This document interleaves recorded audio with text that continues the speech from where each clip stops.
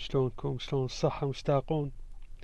هاي القصيدة بمناسبة عيد ميلادي اللي هو يصادف باكر. نسمع سويا وإن شاء الله تعجبكم.